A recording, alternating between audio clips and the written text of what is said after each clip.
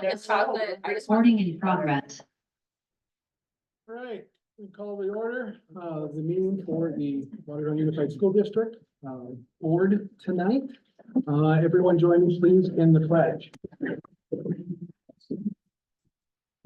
Pledge allegiance to the flag of the United States of America and to the One nation, under God, indivisible, with liberty and justice for all.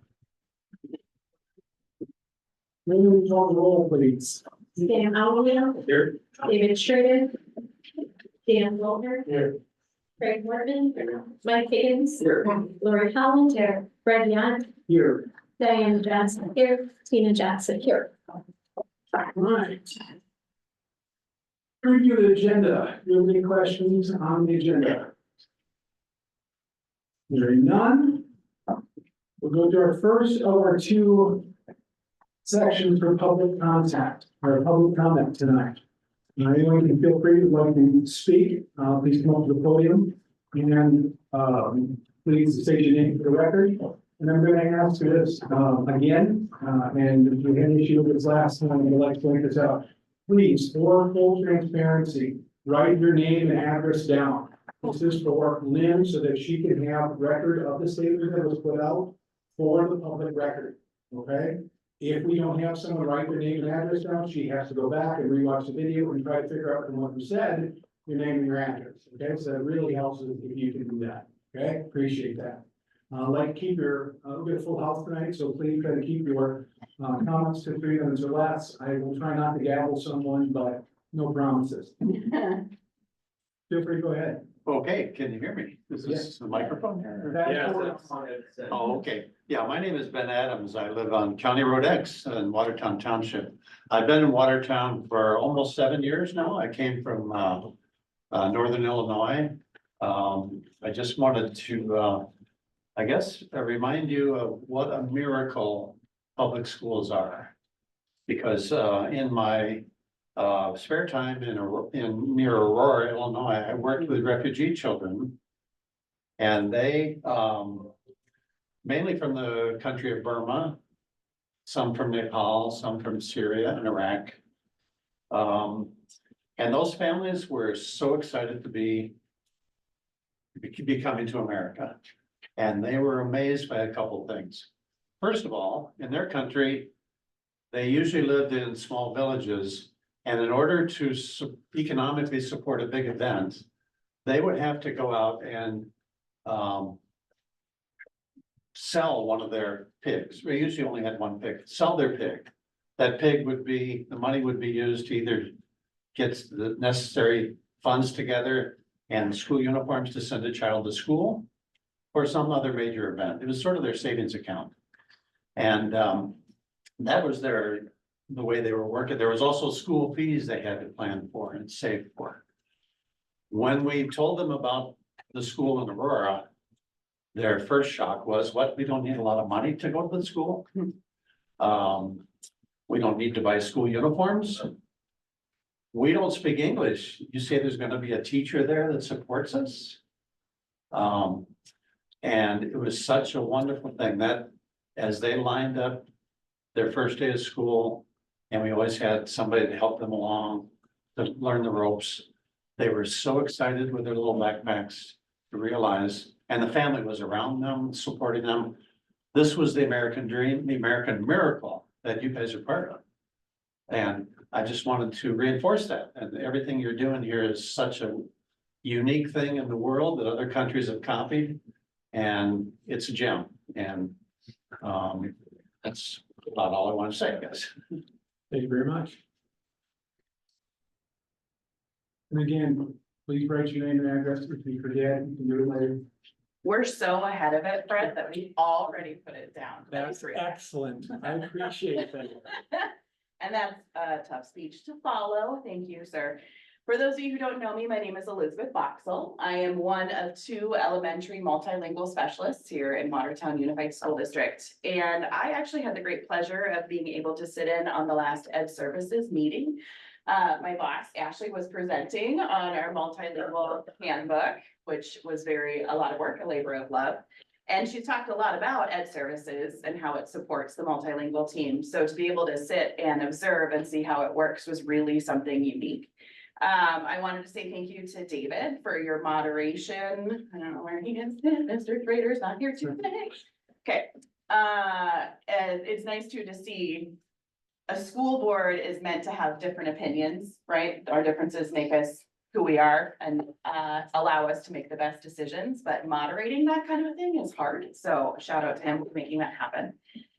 But I really specifically want to touch on the Panorama survey. I know you were discussing it today, not making any choices. So the Panorama survey, for those of you who don't know, last year at all of the levels, it's a survey that students take 3 times a year and gives us teachers data points on students' self-management, social awareness, self-efficacy, learning strategies, and emotional regulation.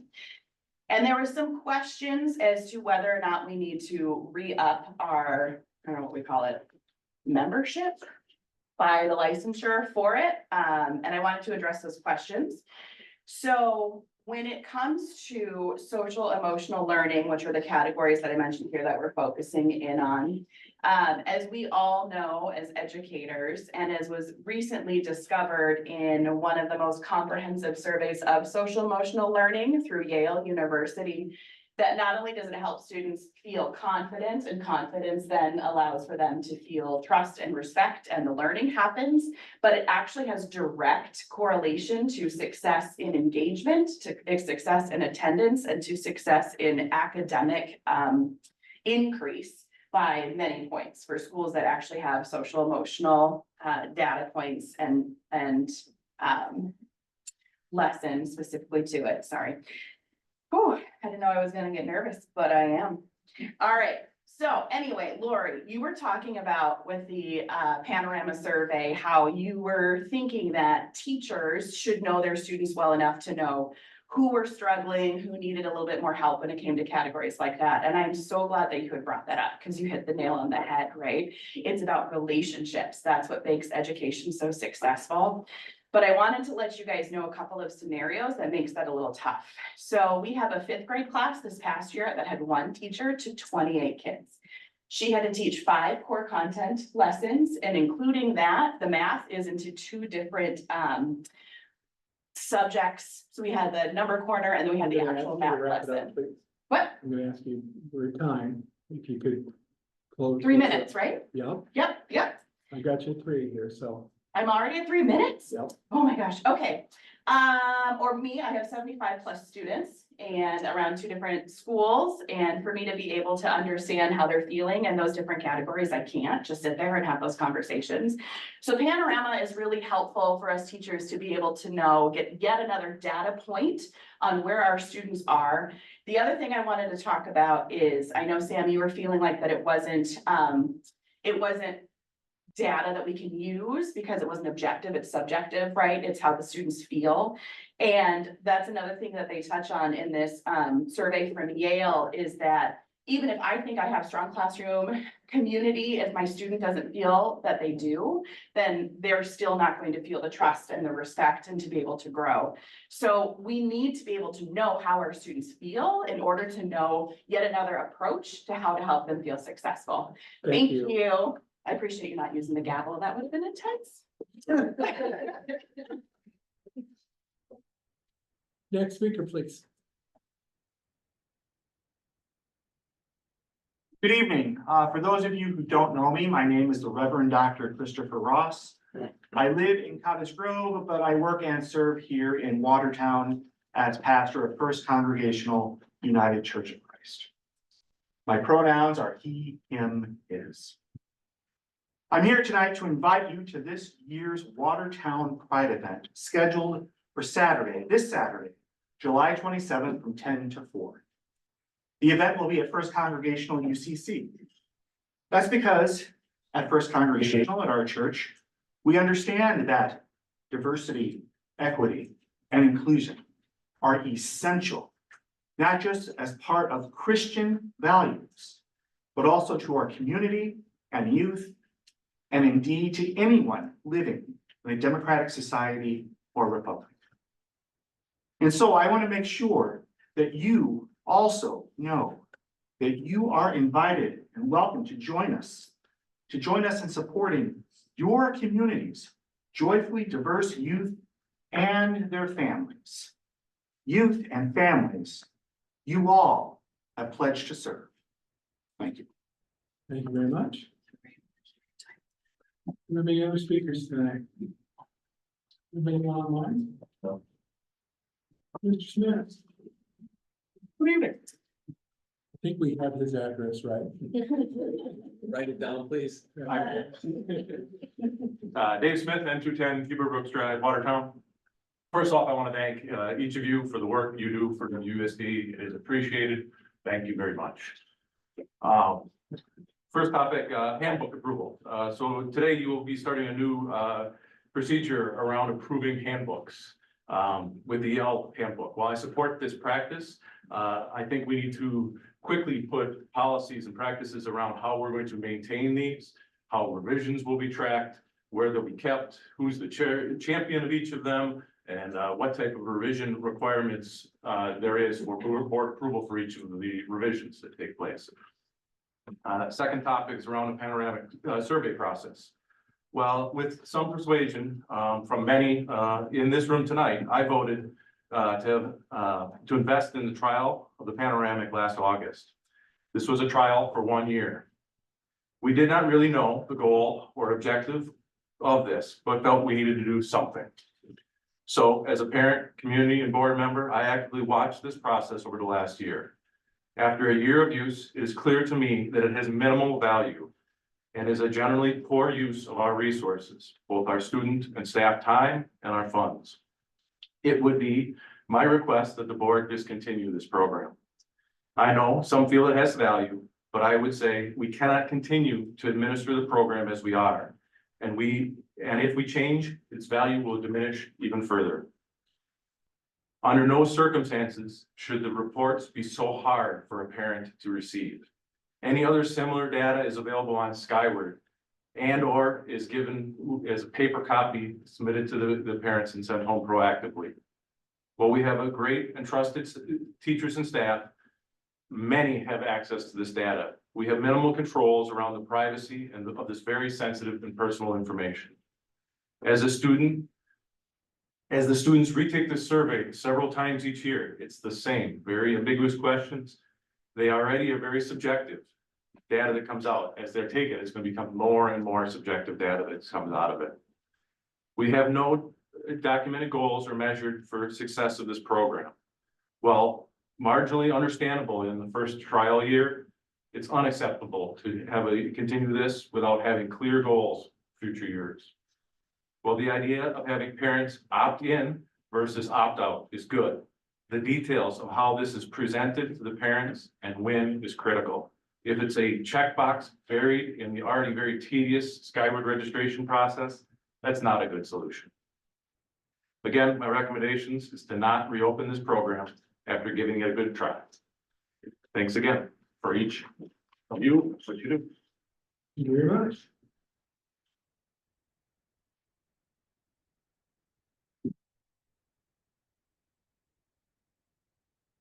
Any other speakers tonight?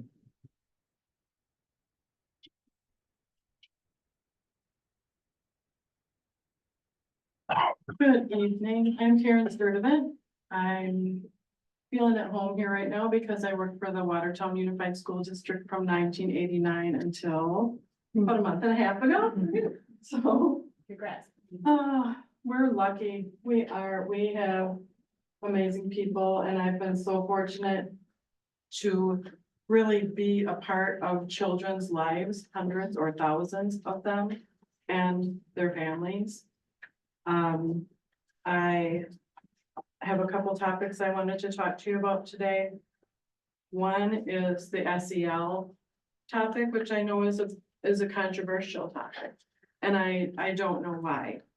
I've taught it for so many years, and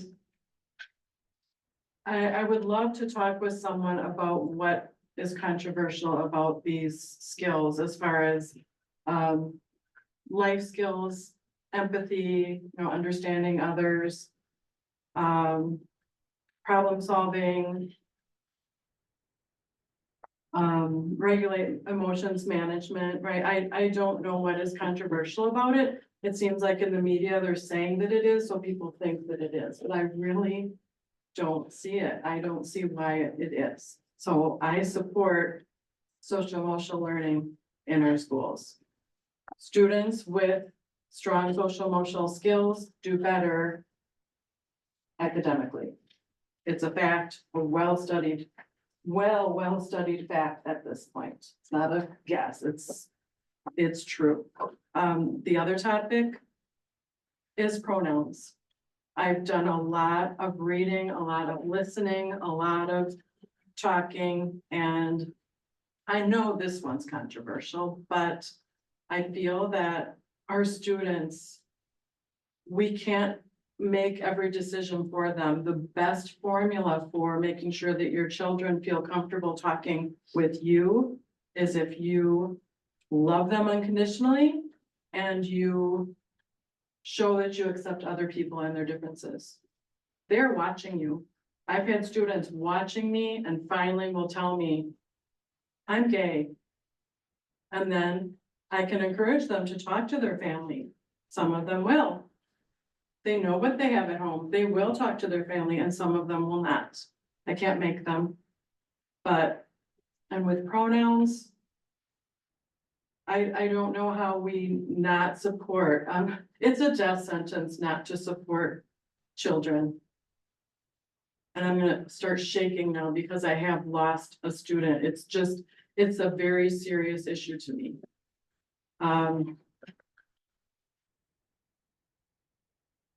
We need to support, is it my 3 minutes?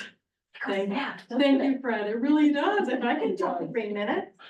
Anyway, I feel that we need to support our students' wishes on this.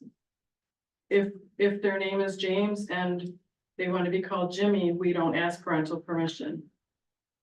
If they want to be her when they're biologically born, oh, I can't write, and That's why everybody did it ahead of time. that was,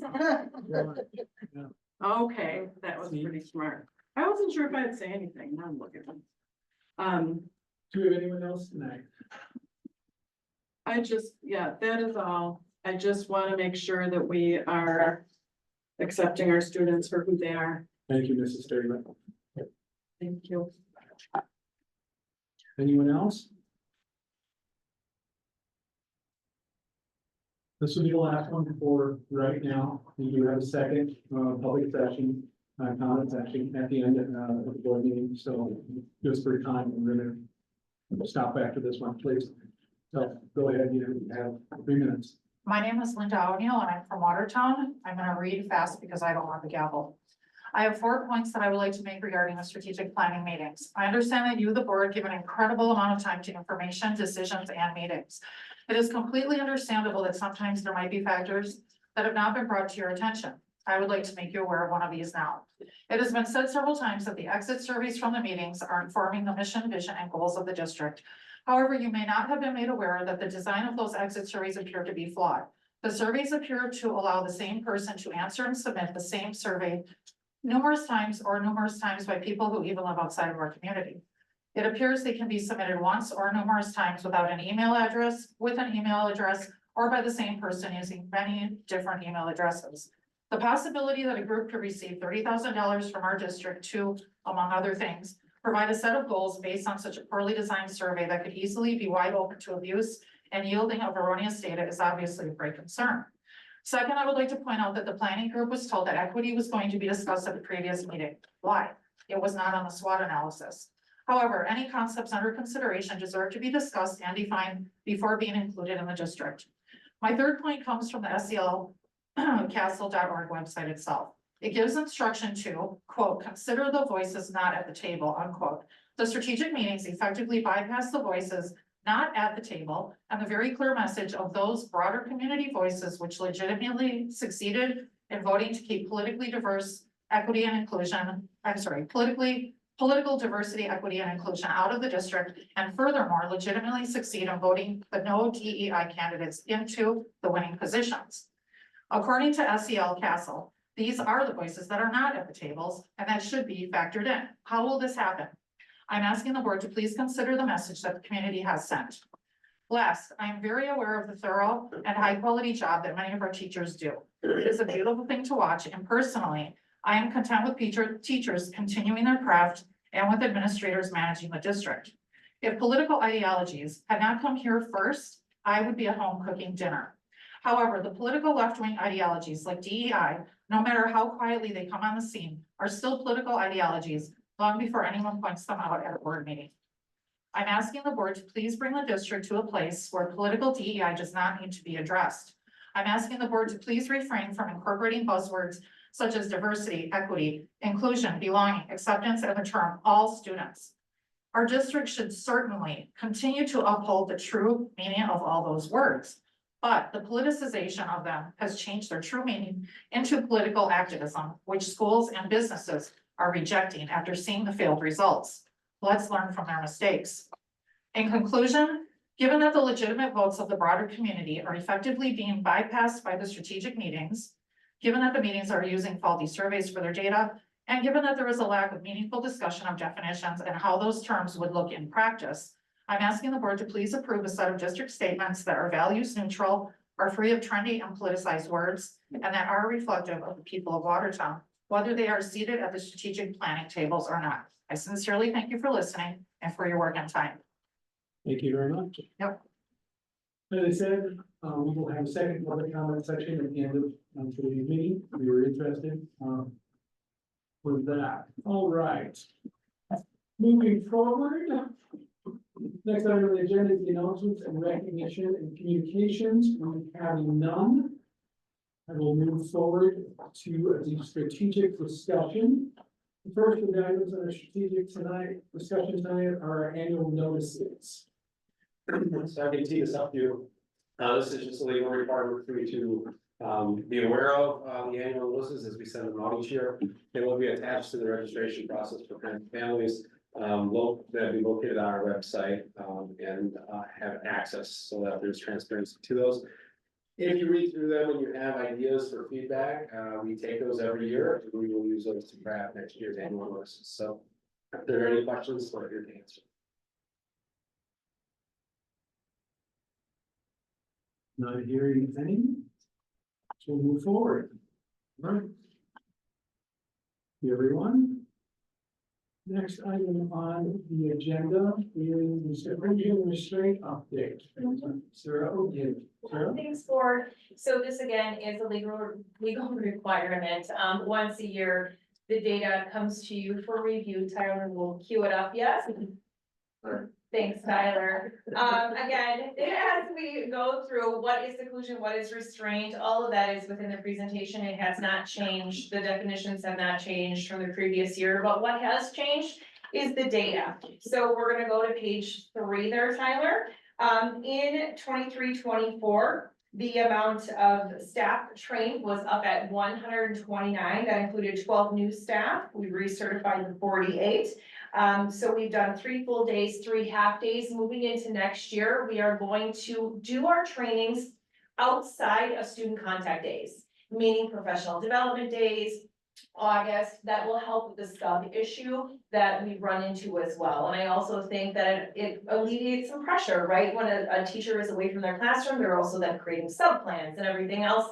Let's take that barrier away and let's get the training done, especially for that de-escalation part without the mix of the subs in. I think that that will help them. If we go to the next page there, Tyler, the SNR data, seclusion and restraint data, this is just for 23-24. And it'll just show per school and of course per entity or K while they are in community sites as well as our schools. We do just allocate their own numbers for that program. And then you'll notice on the far right side, the alternative placements. Those are schools that we have partnered with to educate particular children, and they are not on school property. Okay, so you'll notice the different numbers of seclusion and restraint by school site within the district. And then last year, Diana had asked for just kind of a 5-year, I did a 7-year. So Tyler, if you want to go to the next page. I'm going to talk a little bit about why these numbers look a little bit higher for 1, 2, 3, 4, 5 years prior to 22-23. The information unavailable for alternative schools is such because the students that were at alternative sites, any seclusion or restraint done at that alternative site was reported into the school that they had previously attended. So when it says that at Schurz, there was 159 one year, that did not occur at Schurz particularly. It was a combination maybe of Schurz, but also definitely the alternative school. Okay, so there is a comparison there for you to look at with a variety of years, knowing that school looked a little bit different that 19-20 year and maybe that 20-21 year. But there it is, and that is accurate reporting. And so the next step is every year in the fall, I report this out to the Department of Public Instruction once they have that available to do so. It's not out yet. Tyler, next page. We had 3 trainers for NBCI, Nonviolent Crisis Intervention. We have Josh Barnett, who is our dean over at Riverside. We have Rebecca Foss, who is my special education program manager. And then we have Chris Weddick, who is one of our social workers. So we will continue with our NBCI training. We start on the 22nd with new staff, followed up by the 23rd with recertification. Our legal updates every single year. We make sure that we are going through that, ongoing collaboration on those de-escalation strategies, which is extremely important, and then the data submission to DPI. Any questions? Thank you. Thank you. Great, like this. Excellent. Questions? Hearing none, we'll move on to the next item on our strategic agenda. 24-25 school year calendar discussion. I'd like to begin on this. Let's have You a- want me to start? Go ahead, Tina. Okay, sure. It comes, the final approval comes through the HR committee, and so I guess that's kind of where it ends. And so as far as, the process of that is concerned, the reason I guess I just wanted to bring it up is that, I know I had a lot of community outreach myself. I don't know if anyone else had experienced it as well, kind of what we had talked about in HR as far as like we had a lot of community outreach to us as far as like parents asking questions and voicing their concerns and things like that. That the graduation will take place on Saturday, June 14th, I believe is the date. And so we just wanted to revisit that and hopefully be able to answer some questions, maybe put a little bit more information out there. Margaret has a staff group that they work with, that they take a look as far as the calendar is concerned, and then they come forward with those recommendations. One of the concerns that I had heard was, there was originally a school trip, I don't know if it was like a European trip or a school trip anyway, that was happening the same time as graduation. Those trip dates those have been moved, so there is not a conflict as far as graduation is concerned. And then I know, some other questions have come up, that I had emailed to Margaret and she kind of responded to all of us. I don't know if we wanna go through some of those just to publicly put the information out there, or I don't know what we want to do. Margaret, would you like to speak to that? Well, the 24-25 calendar was put together the same way it's been put together for the last 5 years, which was 191 student or 191 contract days and 176 student contact days. There's a limited number of days that can be shuffled around as it relates to scheduling.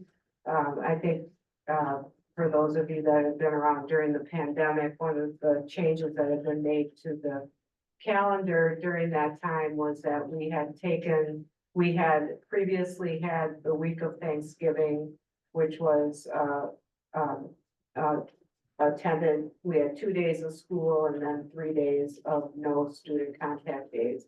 And since the pandemic, we have had that whole week of Thanksgiving off, which then takes those 2 days that had been part of the usual schedule, so to speak, and then we're required to find those 2 days somewhere else. And like this year, we met with the administrators, we meet with a group of staff members. I come to the board in November or to the HR committee and ask for any hard stops or guidance. Perhaps I misinterpreted the guidance that I got from the HR committee, but I did not get the impression that there was a hard stop on any of the proposals.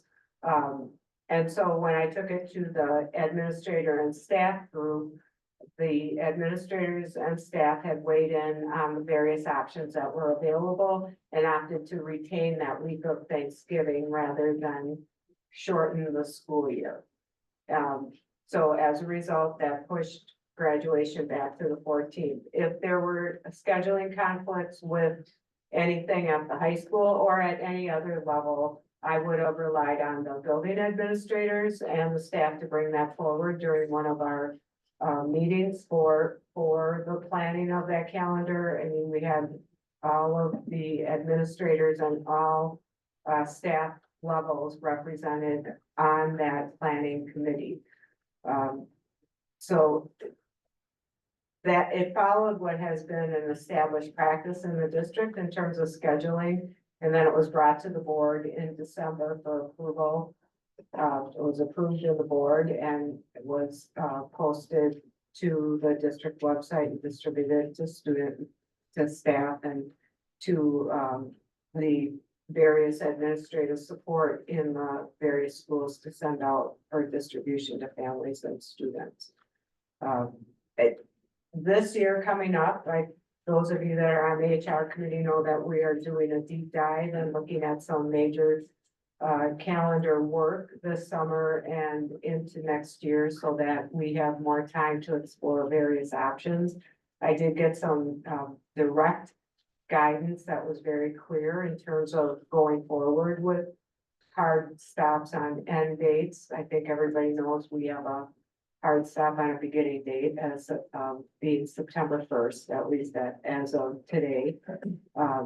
So, I mean, going forward, the process will change. I don't really know what else to say about the process that was used for this year. I have not received any concerns or questions regarding the June 14th ending date. It is a little bit later than we've had in the recent past. I did not do a deep dive into how late other years have gone beyond 6 years. I don't know what else you want me to say about the calendar. Board members, comments, Craig? There was a discussion in December, when we had about the calendar about parental involvement with that. Do we have an idea on how we might seek to accomplish that? Yeah. That's part of the planning for the group that will be getting together for the 25-27 calendar will include surveying parents and putting more structure to the survey practices that are used for staff. So, I mean, I will say that it's an informal survey that has been used in the past where the administrators would go back to their individual buildings and collect feedback and recommendations based on the individual building culture, and then bring that back to the committee as a whole. So, but parent involvement and parent feedback has not typically been something that we have done a lot of other than through, various channels that come in informally, but it is part of the plan. Members? Any comments?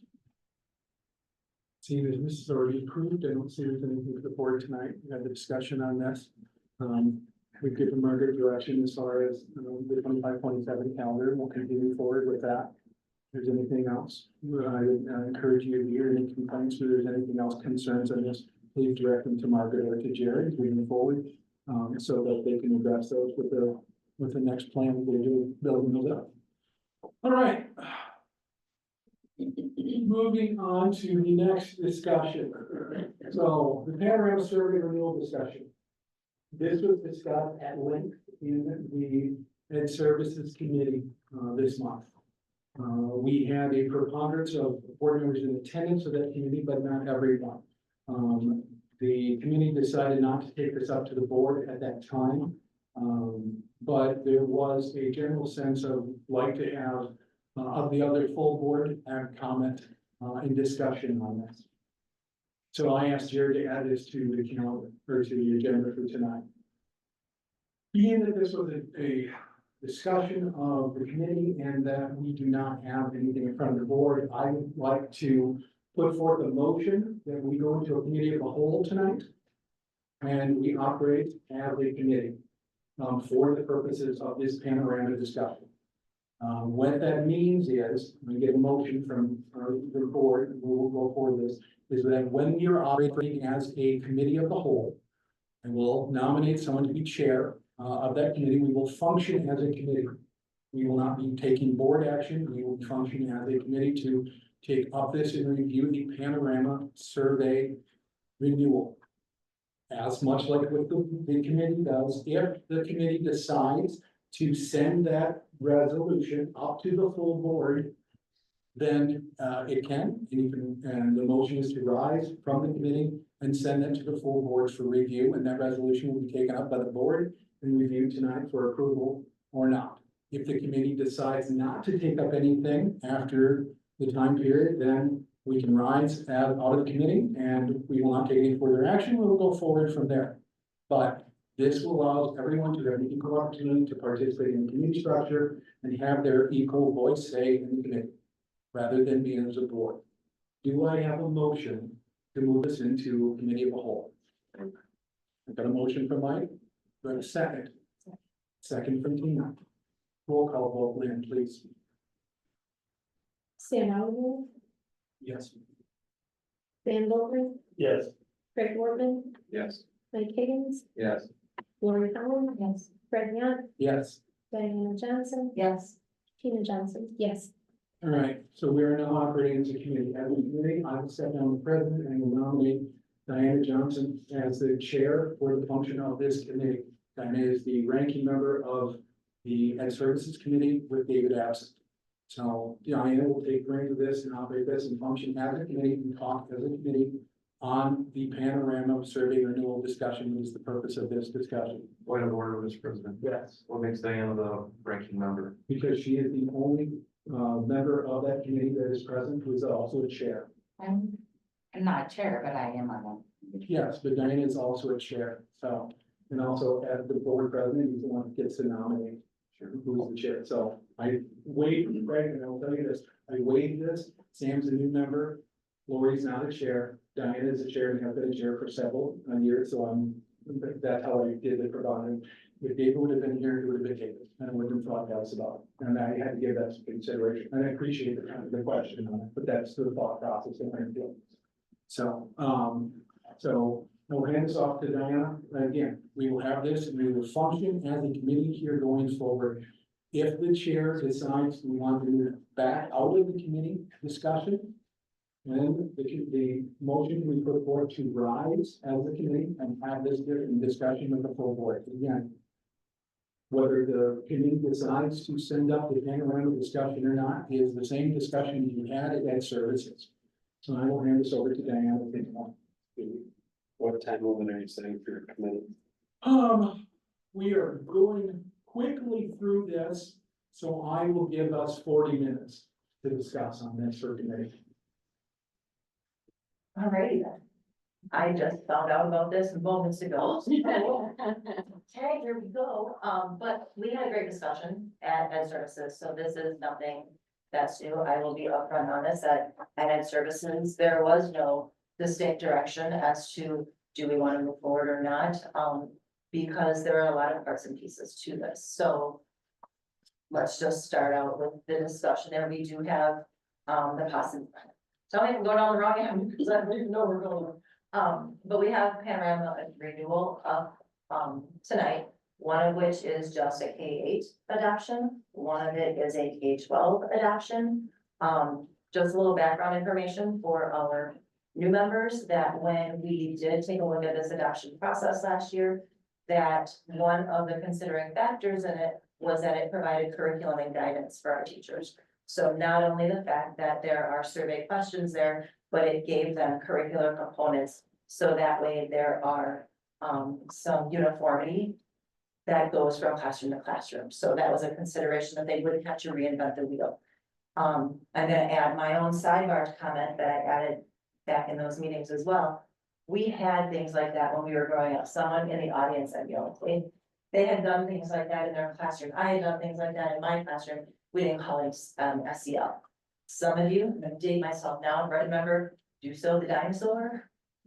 Duso the dinosaur was a favorite. You don't remember that, Tina Johnson? Favorite, counselor would come in and do something, I know, right? But at any rate, whether or not we choose Panorama, we're still going to have to do some kind of education for our students in those areas. So understand that if this is not something that we are going to be approving at the board level for a curricular piece, I am sure that there will be discussions somewhere coming forward, what are we gonna do instead? So we'll throw the discussion out there at this point in time. Right now, the discussion piece is moving forward with Panorama. Is that something we're going to look to continue? And it's also K-8 or K-12. And since we don't have individual committee members, I'm gonna try to do as best as I can, like in the classroom, first hand, second hand, third hand.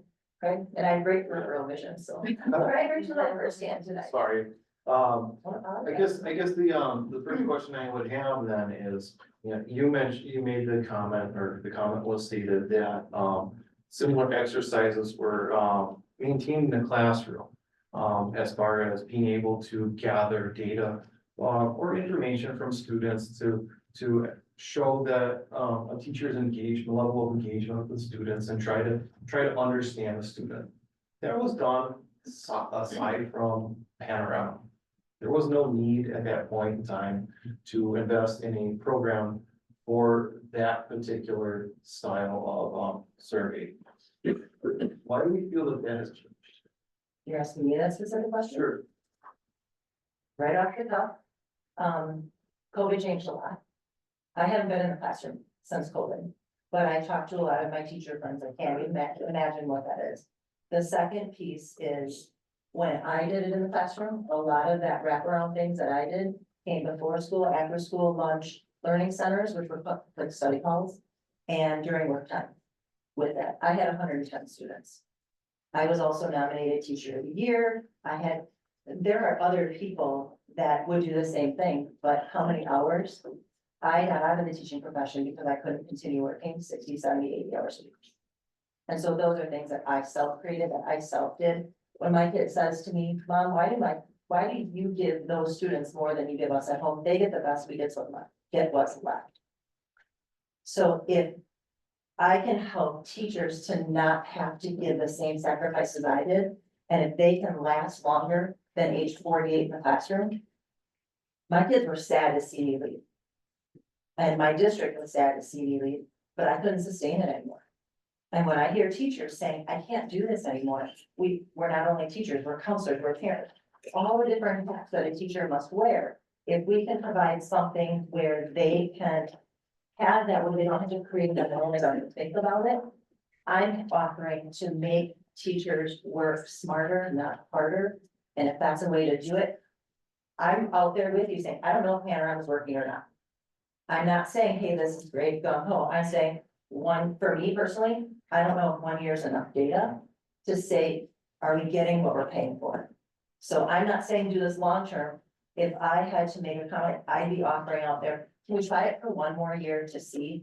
And if we can't provide data that shows that it's working, then let's abandon it. But the first year we've gotten our feet wet, I don't think we're really moving. You have a follow-up? So I'm trying to.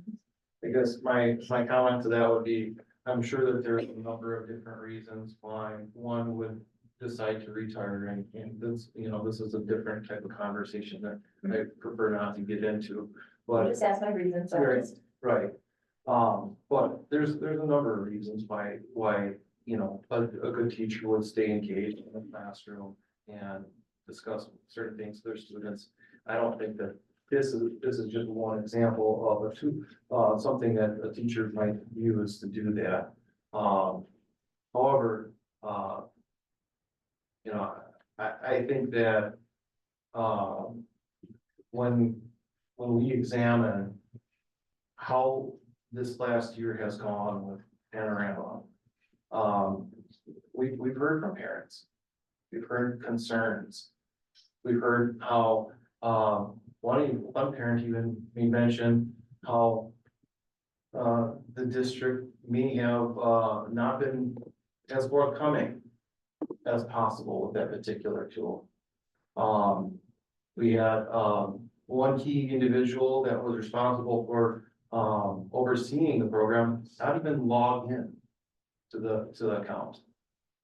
We didn't even run all 3 surveys in all buildings.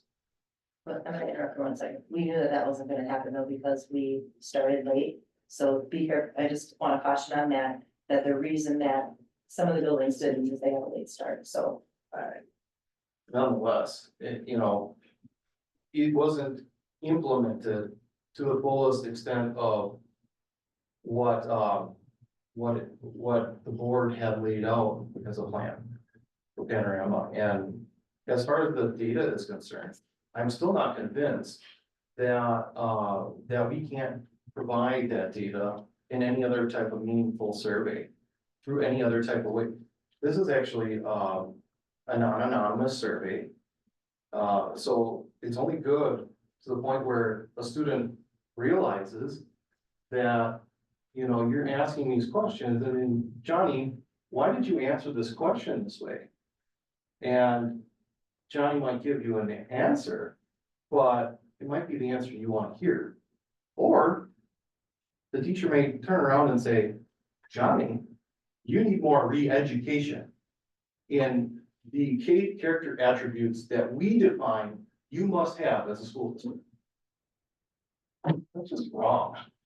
Data mining, this is wrong. Other comments? I'm gonna agree, this isn't a Diana going back and forth kind of thing, so I only answered that question because it was directed to me, but this is fully open, You know what, I don't know if Panorama is the perfect solution to it or not. But I know several different things that I've just really thought about. I remember a year and a half ago when I went to the WASB State Convention. They were talking about, student behaviors, that's, we just got done with the employee satisfaction survey, that's a #1 thing that's on a lot of people's minds, student behaviors.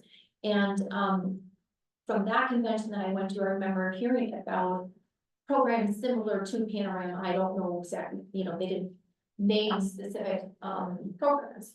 But they were just like, okay, we need ways to be able to, help kids maybe either, self-realize or to be able to give the teachers and educators and things like that tools to be able to help kids as far as that's concerned.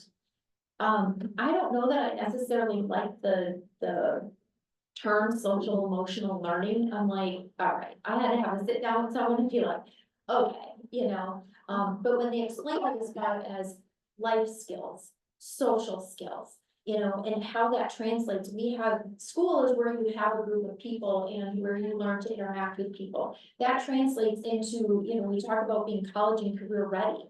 That translates into what kind of customer service do you provide? What, as employers in the community and things like that, employers want, students going into the workforce that, are gonna have these kinds of skills. How you get along with coworkers, how you respond to customers.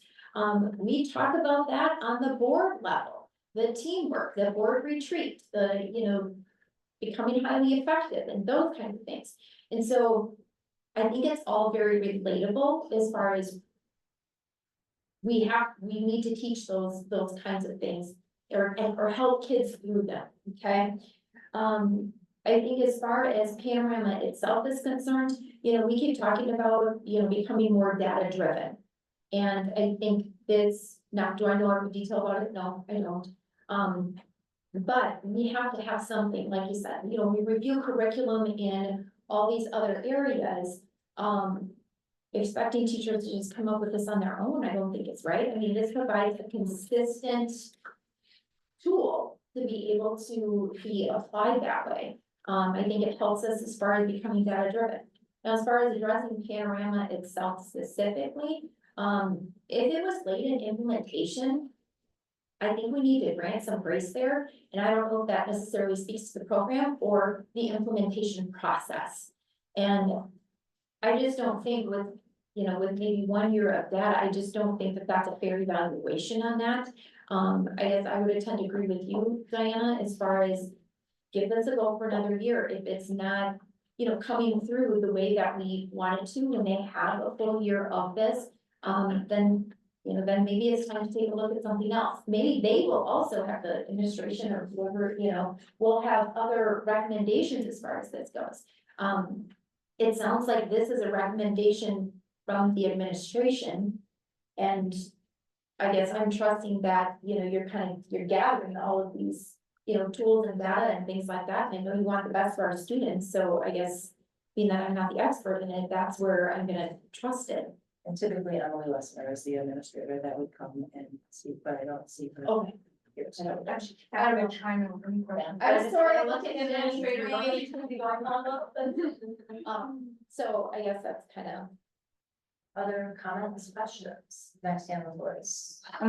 One question, I guess we didn't really talk about it as in curriculum. It was the survey, is this considered curriculum or is there curriculum that goes along with it? Because doesn't the board approve curriculum? I'm gonna go with you. Yeah, when we first brought it to the board, I think there were a couple of different pieces that folks were interested in implementing. One was the survey piece, which we've shared with you, and then I know at the data meeting, like, for example, Bryce Stepfeller shared, he's a counselor at Lincoln, shared that there is what's called the playbook, which has, I want to say, evidence-based practices that you can use to support students who may have lagging skills in some of the areas. And so I know that that is kind of the two pieces of the panorama that we're using, the survey piece, as well as that playbook, which has those evidence-based strategies that either our classroom teachers can use with whole group or with student services can use in smaller groups as well. And it's like more like. Use that word, so I just wanted to make sure. Yeah, Sorry. yeah. No, I remember the playbook. Yeah. To call it curriculum. Yeah, so like, and then have like individual lessons or like a series of lessons that are like targeted toward, like if there is like a lagging skill in some of those areas as well. So good question. Friendly, you let me know when you have to. You guys have your still 25 minutes left. Oh, I can ask the long question. So like what you offered, so I'm looking straight at you, Jenny. So what's the alternative? We've heard from several people tonight that something needs to happen, right? And I agree with that. And if it's not this, what's our alternative and what's the cost of the alternative? Good question. So we talked about at the Ed Services meeting, sort of the idea of triangulation of data, and that panorama is sort of one of the areas that we would look to. Some of the things, sometimes with student engagement, we look at things like attendance. We know we had in the past a SUITER survey for student results. If I back up about a year and a half, we did have a small team of folks who looked at some alternatives. At that time, Panorama seemed like the best alternative. I can say that we haven't looked back at the alternatives since we implemented Panorama. I think that the administrative recommendation was to move forward with one more year for kindergarten through 8th grade to determine, does it fit the needs of the district, or might we want to examine something else? Sarah, I know you've worked hand in hand with me on this as well. And our student services team, which consists of our counselors, social workers, psychologists, certainly would have some other recommendations if we decided in 1 year to not move forward with Panorama. So I can't say like this company, it would be X amount of dollars at this point, but it certainly has been part of the process that brought us to Panorama in the first place. I would say that, and while I wasn't, you know, I didn't do Panorama, this predates me, right? I didn't lead Panorama, I really didn't have a lot to do with it, right? There are, and I do believe that Panorama was the most cost effective for what you guys were looking for at the time, which is always a keynote in there. I think what the student service staff had enjoyed was that Playworks, because it does provide lessons.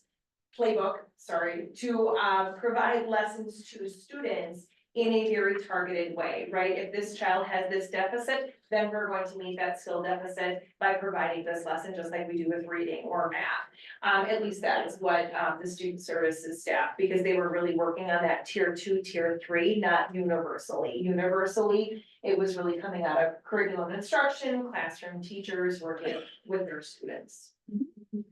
Thank you very much, appreciate it. Other questions and comments?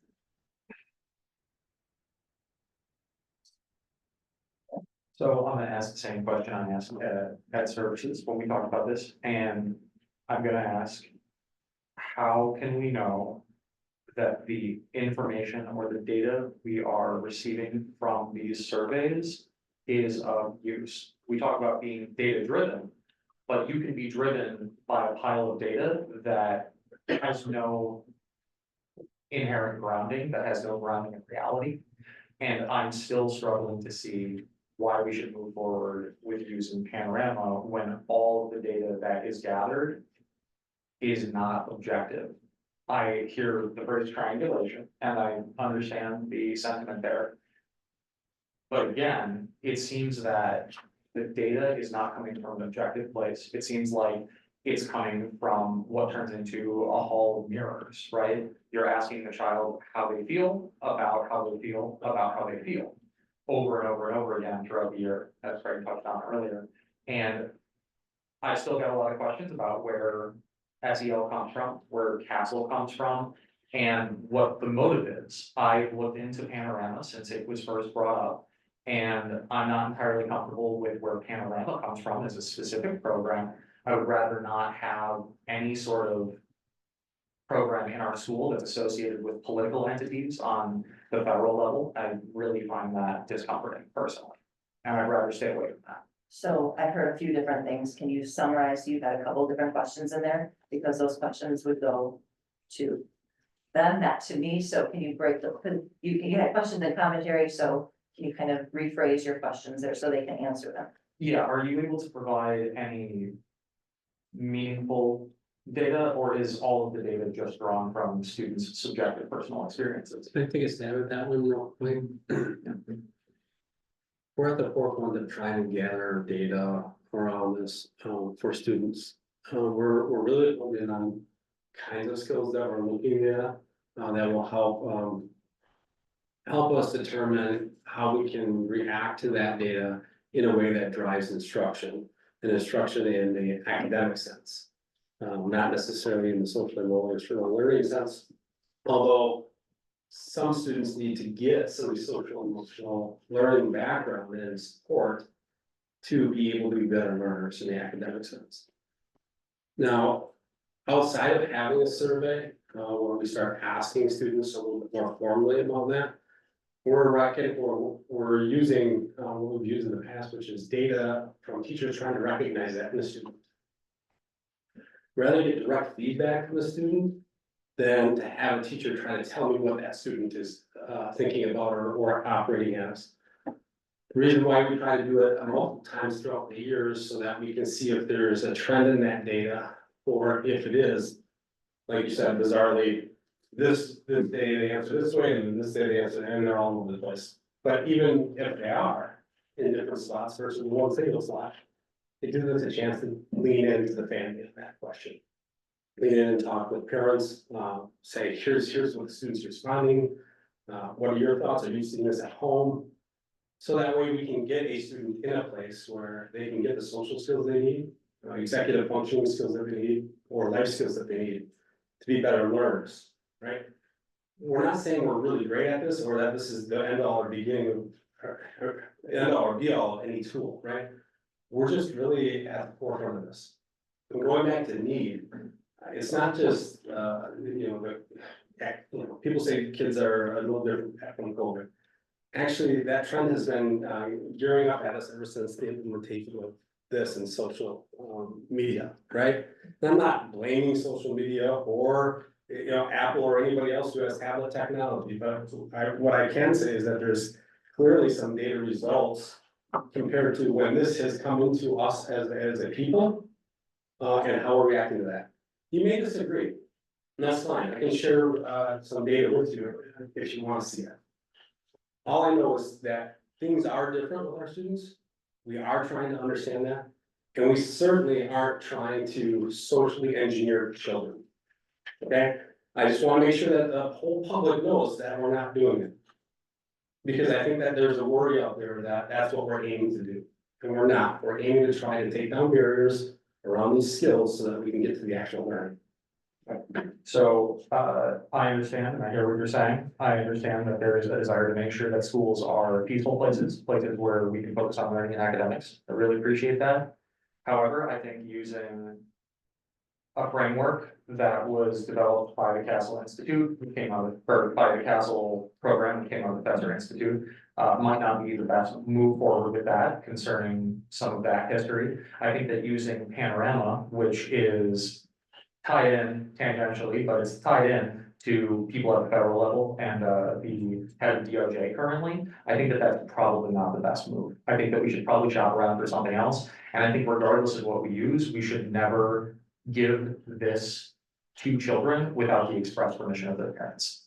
I think that we have to move, regardless of what programs we use in the future for surveys, we have to move to an opt-in system, not an opt-out system. Before we go back to, there are some people we have not yet heard from, whether it be Dan or Fred, if either of them have anything before we start bouncing back to other people. Yes, I have several things. I mentioned at the committee meeting that I'm concerned about privacy.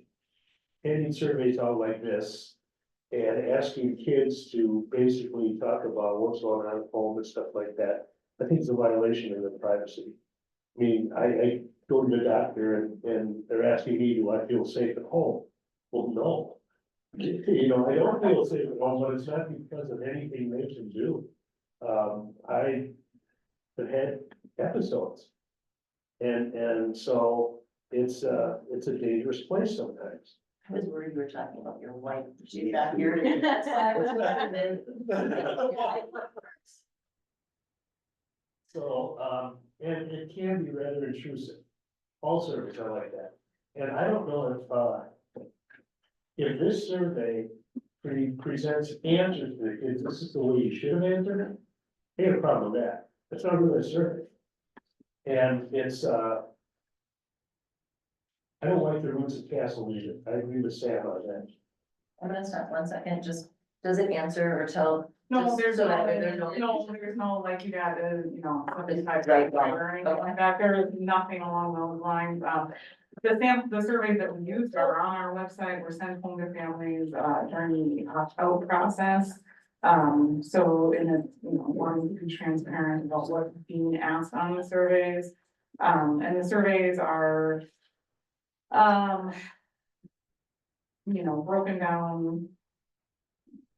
And you can see them all online. I know there's concerns about like questions about what's happening at home and whatnot, and, you know, it's a survey to support learning in the school setting, and so the intent isn't to be invasive about what's happening in a home setting with a child. I just wanna follow. You said that there's no, they do get assessed.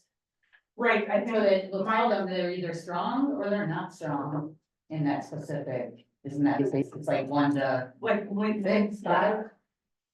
listing them as like how they see their strengths, not like the right answer to this question was, you know what I'm saying? Sure, but I think I brought that up at the committee where I just found on that, and I want you to look at that. If I was given a 2, and it tells me I'm not very strong in, or I'm not, you know, that would impact me, I would look at that and go, oh my God, and you know what I mean, like. How are we judging to make sure that that's not impacting the child? Or for a parent to get the result and go, oh my gosh, my student is really having a hard time with these things. You know what I'm saying? I'm just wondering, where do we get, and that was kind of what we, and I don't want to get off topic, but we talked about that at the committee, like where are the parents being notified? What, is there a number that we go, ooh, we should really include and tell me if I'm off on the number thing. I'm just going off of what I've been told. I guess so what it will do is it will determine like, is that an area of strength of the child, like sort of identified for themselves? What was your next question? Are we notifying families? If they, let's say they get a 1 or a 0. Oh, so because it is about social emotional learning, it's not like a mental health screener, so it's not like anything would come from this that would be like alarming, that we would need to make sure that we're like notifying people. Is that what your question is about? Well, I'm wondering, if a student could possibly look at that and think that they're, I'm just wondering when we intervene, are we giving the supports? Like, if they're getting a 2, is there any you know what I mean? So that student doesn't just sit there and see a result and it says that they got 2. But where's the gauge on when we intervene? Otherwise, it's just a survey and that student's left thinking they don't have very many strengths, or the parents left thinking they don't have strengths. But do we have, that was one thing where we talked about like goals. Like I think the protocol. Right, right. And I think that that's what like student services are working through, providing that small group support through the playbook that we had kind of mentioned previously, but thank you for that. Tina, do you have a follow-up on those? I don't know what this castle or federal reference is. I guess I know that there's, we have Wisconsin Department of Education and we have different agencies that of course, set the rules as far as like how many days we have to be in school. I don't understand that concern because I don't understand reference, so I guess Jenny, where does the program come from, or is it you guys want to address the castle thing? The Wisconsin Department of Public Instruction, and I have this as a part of the overview of social and emotional learning. Wisconsin DPI has adopted with the CASEL framework, and CASEL is an organization that has set forth the different areas for social and emotional learning. And I'm not sure the connection that is being made to the federal government at that. Are you familiar, Jared, or? So specifically Panorama was crafted by Attorney General Merrick Garland's son-in-law. So that's the federal connection. Attorney General Merrick Garland, who, came out pretty strong against parents who were coming to their children's school district board meetings, very concerned about the things that were finding in class, who was implying that he was going to have those parents surveilled by the FBI. So I don't feel entirely comfortable using a piece of curriculum that was created by someone who's connected to him. I think that that's a slap in the face of parents who are concerned with their kids and the well-being of their kids. As far as the CASEL program goes, though, they are really an initiative that came out of the Bester Institute, which was, of course, kind of what you touched on when we were speaking at Ed Services, program based in the 60s and 70s. And that program wasn't as values or worldview neutral as I think CASEL kind of comes across now. And it had some pretty strong connections to spiritual worldviews. And I think a lot of those come through in the CASEL framework. And I think that we should reconsider using those things or how closely we align ourselves with them. Because I think that we should be a worldview neutral school district, not a school district that puts forward any one particular worldview. So to get to a couple of the concerns that I heard from the board as we're speaking, if I can gather an intent, it sounds like so far everybody, I shouldn't say everybody because I don't know each one of your views unless we went around the table, but I'm getting a general idea that the idea of having something is better than nothing. I'm getting some views that the tool that we chose so far we're not quite sure is the best tool. Some of the things that I hear you wanting to put in place are some controls on that tool or any tool we choose. And there's ways we can do that. We can have the board review any survey that goes up before it goes out and approve of that survey. We can also talk about privacy concerns and how we want to address those privacy concerns. So that we're transparent with families about what data we're using and what for. And I also understand that There are some concerns that, whatever, comes out of the skills development portion. I think the board wants, some more feedback on what that looks like, because there may be some worries about enculturation. Am I hearing those things right, and do I need anything else or different from you at this point? I'm against most surveys, maybe all surveys, I don't know. So, other than that, can I finish my Yeah, two yeah. minutes? And I Oh, know- sorry. Yeah, no, I understand. Sorry, it really got. Well, you guys get a number of things, but Yes. it's hard when you have a number of them, and I need to go back, so I didn't mean to interrupt you, I just wanted to, Yes, all right, hold on, just time checking, very 10 minutes. thank you. The survey, the question that I read, plants, seeds and doubts. And if, if I remember middle school and I remember teaching and studying there, those kids already have plenty of doubts. And so when you are asking them these questions, they're thinking, well, should I be worried about this? I don't think that's an effective way to get an honest answer. I agree with what Sam and Lori said at committee level, that, are they capable? At that level of, they might change from one day to the next. And the last thing, if the results are more training for teachers and more SEL for students, there is an agenda there. And, a question its effectiveness. That's it. Fred? Anything? Does the data leave the district? Does the data leave the district? Leave the district, does it get referred to DPI or? That's it. The data is housed here in the district, obviously, the work with Panorama, with the data. To get them, is that the question you're asking, like, are we having? Panorama, do they share the data to, train any models that they're using? Do they use it? Are they allowed to share it with any of their affiliates or any other third parties? Does the data leave the district, or do we control this data and it's used for one of our purposes? My understanding is that we use the data for our business. So Panorama doesn't have access to this data? Well, sure, because they're helping us administrate the survey, yes, I mean, it's not locally held.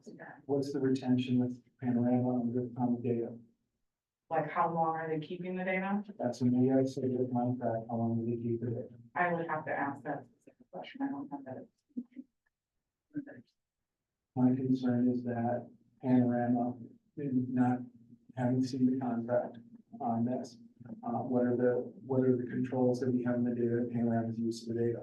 I'm concerned from, the perspective of not them sharing it to some shadowy cabal, but more along the line, of using it to train models for AI purposes or other things. This is our students' data, and it should stay within the district with us. As far as being subjective, I have no qualms about subjective questioning. If you take qualitative data, which is really what we're talking about, subjective questioning, you marry that with quantitative data, there's value in the comparison. If you're using qualitative data on its own, outside coding coding preferences and things like this, we could take it in aggregate. Yes, I understand your concerns on that, but if we're using that and marrying that with quantitative data, which is what it sounds like we're doing, we're looking at students, test scores and grades in this, and we're trying to marry this to it to give us another better understanding of it. I don't see any, I don't have any necessary concerns in that. I am more concerned along the lines of how is the data used in our control of that data. So when we talk about that, I mean, we certainly look into that with all of our vendors. There is. Don't take the state on questioning. No, your policy, but you should question, not only our policies and all things, but, looking at these data privacy, how they are used. With anything from Google to our, visitor data as you come to the school and share your driver's license, you can get in the buildings. I mean, all of these companies have lots of bits and pieces of our data. And we do look through data privacy rights and actions that they use with all these pieces. Of course, we can't know everything that they're using it for, right? We can just, look at what they say they're gonna use it for and tell us how they're gonna do it. And every company that we interact with, we ensure that that data is between us and them, right? And so, I can assure you that we're looking at that piece. I don't know how they're gonna use it though. I really don't, and that's every single company that's out there, it's Microsoft or Google or Skyward or whoever else, right? I don't know how they really are using it. Or how secure they are on the other end. And who might come in and grab that data and use it for whatever purposes they want.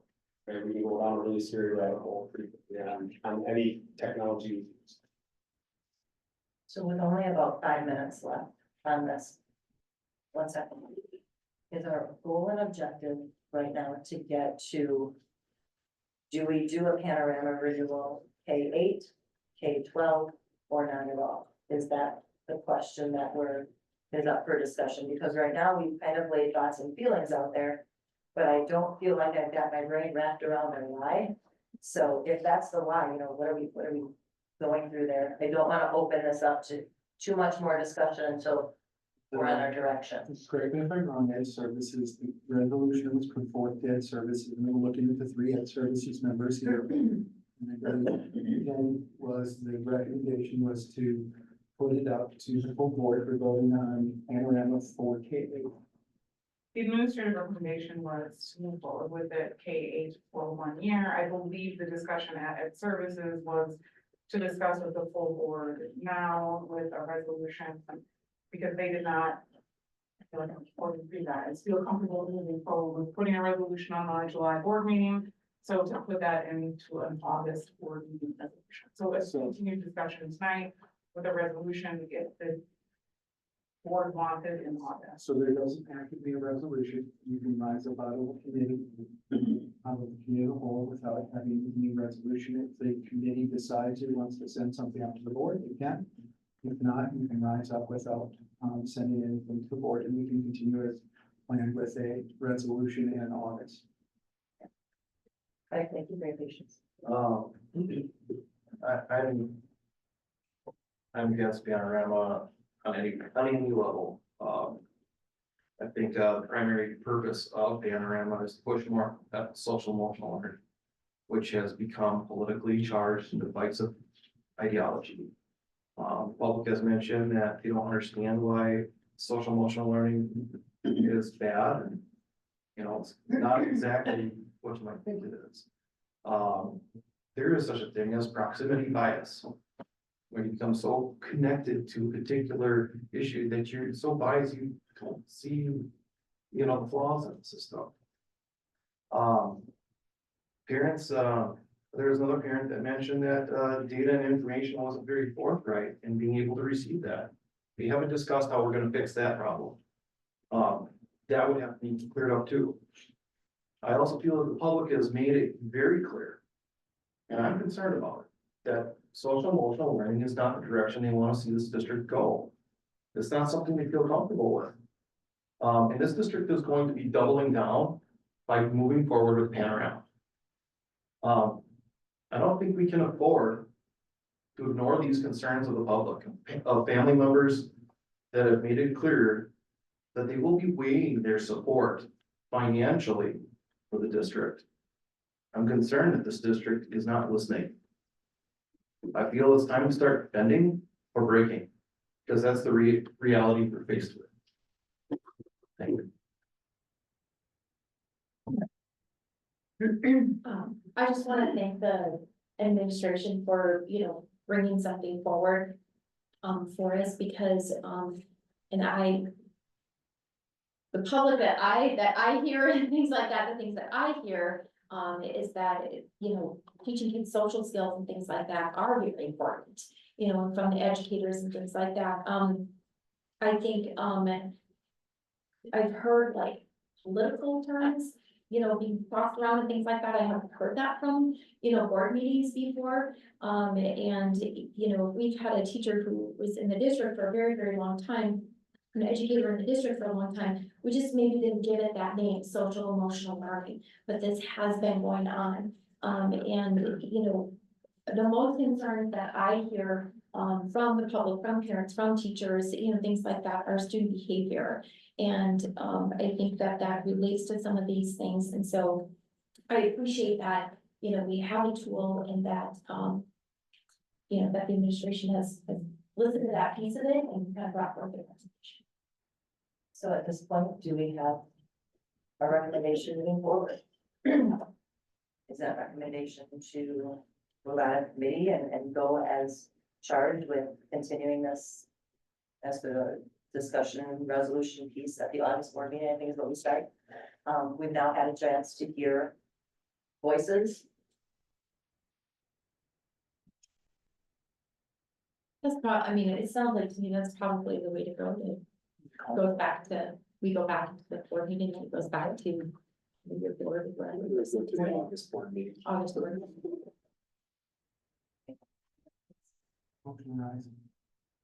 The motion to rise out of. A motion to rise out of the committee.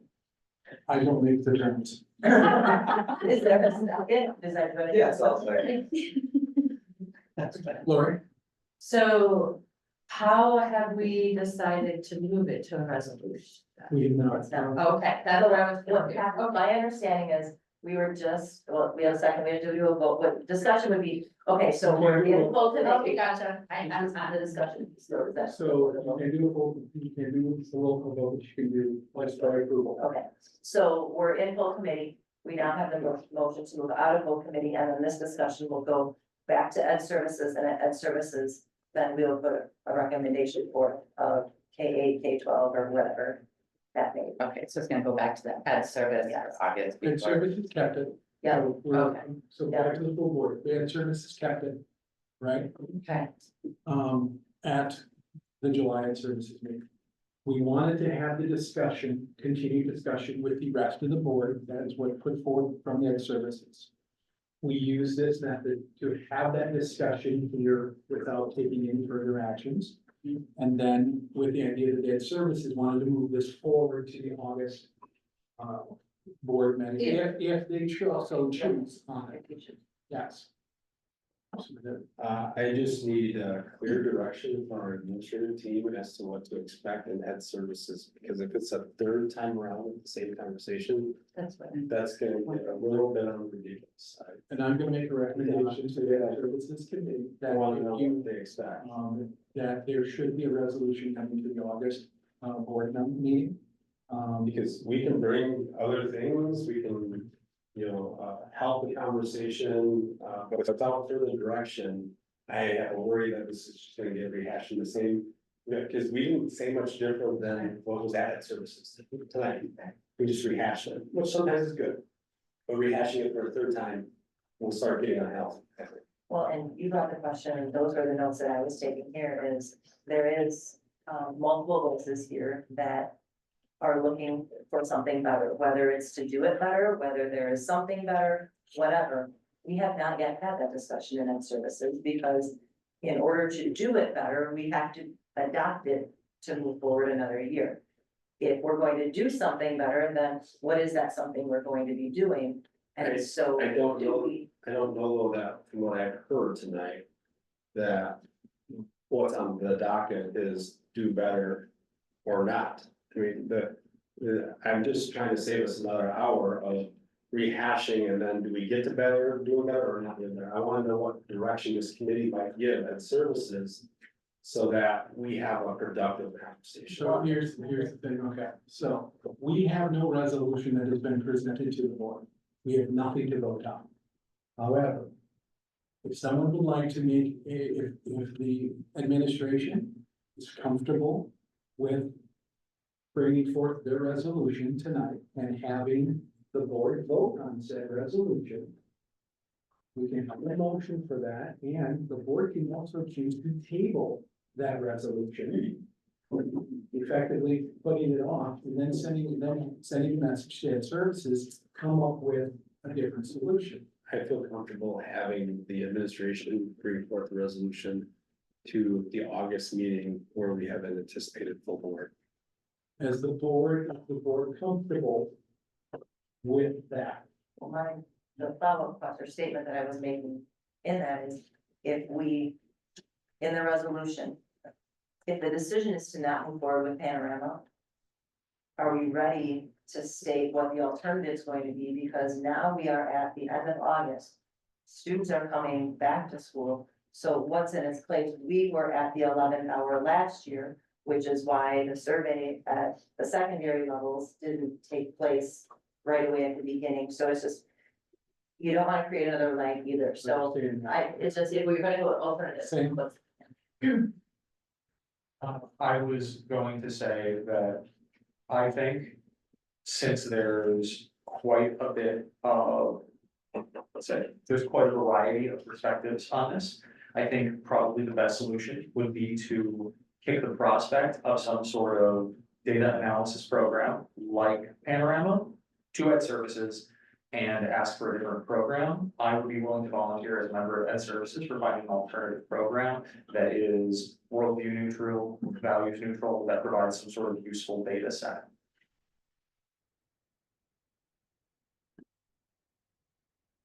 Any other comments for the board members? Just a quick one, so we do that, and I'm not opposed, but now what's the timeline? So now you have something for August, we can bring it up in August to vote on, we'll have pricing, everything else done by August, or we're gonna push this to September, October. From the administration perspective, we need something by August. For approval, yes, no, for time and act. I would never use that word need. Okay. Prefer. Right, we would prefer, because, it does take time to not only research, but then make sure that training is involved and everything. If you, it would take at least October to get geared up for something new. That would mean we would have to just basically alt stop everything and take another year or two, reassess it and, implement. So that's the alternative. And we, as an administration, prefer not. We prefer to continue with one more year Panorama along the way, seek alternatives in case it isn't what we're hoping for, what we're looking for. But at least then we can continue on that path. And then we can also see if the desirable things are good or the undesirable outweigh the good. And we aren't there yet. That's why we asked for another year. All right. Great. I still see a number of different questions that aren't being answered. That need to be discussed. One, how is the data handled, whether it's housing in the district or outside the district? Two, if the board is going to approve the questions associated with Panorama.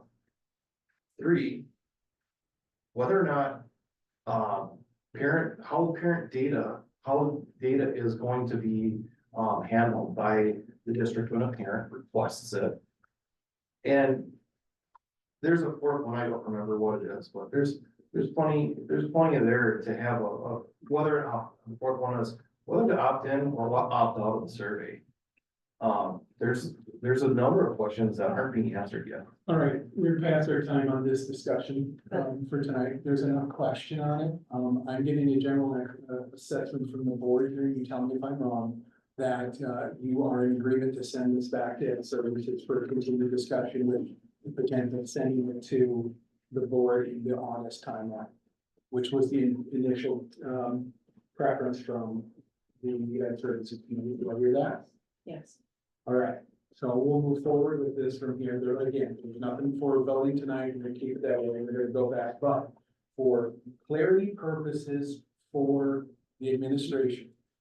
The board would like to have more information about and a potential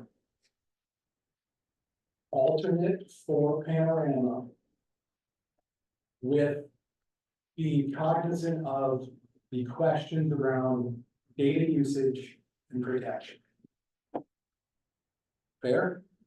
Data usage, protection. As well as whether it's opt-in or opt-out. Opt in or opt out? Add that to it? All right. We prefer opt-out, but we would do opt-in because opt-in is better than nothing. All right. So So we're trying to gather information. So we'll send that back to Ed Services. You have the discussion if Ed Services decides to move forward with Panorama with an opt-in.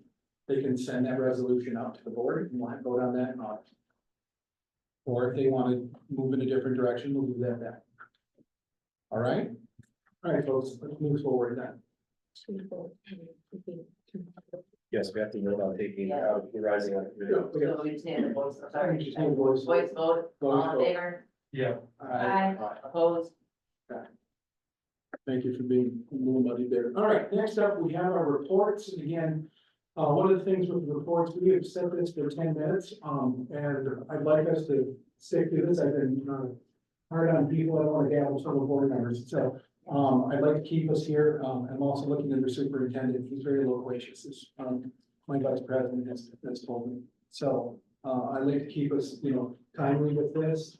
Also, with our reports, please stick to our action items and the highlights for the reports, if you feel. I don't feel that we, since all board members seem to be attending all meetings, running down who's there could get us into the half-hour mark. So just stick to the highlights, please. Barry?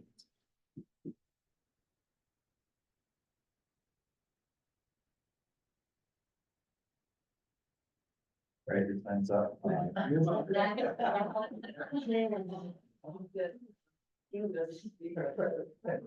you scrolling through or am I, in PowerPoint? Yep, it is. Okay. Two kids during summer school. Social media, as you know, that we have now a, director of communications, does a wonderful job. A couple of posts to pick out that had high reach. We're talking over 20,000 views on a couple of those reaches. If you're following social media, there was one about a local company doing some fundraising for helping to pay food costs off for students' unbalanced accounts, as well as a city coming by to talk about recycling and trash pickup and how they do those operations. Just a bunch of data there for you to review. A celebration is some of our WHS students had a chance to go to different European cities. Blair Thorpe was a social studies instructor who took them on a journey. A couple pictures there for you on their journeys. Opportunities, we had some strategic planning, work group sessions, Wednesday, July 10th. We had 72 in attendance, that's 10 more attendees than we had in the past, or who had signed up. Our final work group session is actually tomorrow night at 6 p.m. in the community room at Watertown Public Library. I want to say this, I'm really excited for how we've been gathering data, not only through the process of these meetings, but also the work group sessions and the interviews that we've done with staff, students, and our business people. I really do know that that information is going to be useful to the board as they decide on our strategic plan. Back to school opportunities, our registration opens a week from today. And there'll be a bunch of information for parents to fill out within Skyward. One of those things that they're gonna see and fill out are acknowledging that they saw our annual notices that you saw tonight. But there's more information on our website there where you can go to register. Just want to say welcome to the class of 2028. Yeah, it's going to be 2028 when they graduate. And Tuesday, August 15th from 8 till 12:30 at the high school commons, we're going to have those incoming freshmen do their freshman experience. And also we have our Riverside Middle School, hosting their RMS experience for their sixth graders incoming. Happy to announce that my son is one of the eighth graders, so we're going to help people get around on that day. Students have opportunity to become more familiar with the building, talk to staff, lunch will be provided, and sign up through Skyward Family Access. Great. Just a quick question. Is that new, the RMS experience? No, absolutely not. No, what is new is my son is an eighth grader. I really like that because that shows leadership. So there are also some important reminders. We have an admin retreat on August 14th through 15th. I want to remind people that in August, I'm taking a couple of different vacations. as I'm out, next, at the end of this week and, next week. Jason Bull will be on deck with an email reminding you of that, and then later on, in that, week, just before teachers come back. Jenny, will be on board to take the reins for the school district on that week. But other than that, the dates are up there. We do have to finalize a special board meeting date and a possible planning date that came out of our planning meeting. To make sure that we, stay on board with some of our processes within planning. Any questions? That's two more questions. All right, next up is Ed Services. David asked me to take over the update on this. First item up, Jay Borsch shared the information about the elementary literacy research study. The elementary team will be reviewing the current literacy curriculum and examine additional literacy curriculum resources as it relates to Wisconsin Act 20. The committee requested that the research study proposal be included on the July school board meeting as a resolution. You'll see later. Approve the administrative meetings to direct the curriculum selection. Next up, Jenny Borsch shared information about the K-12 social studies and research study.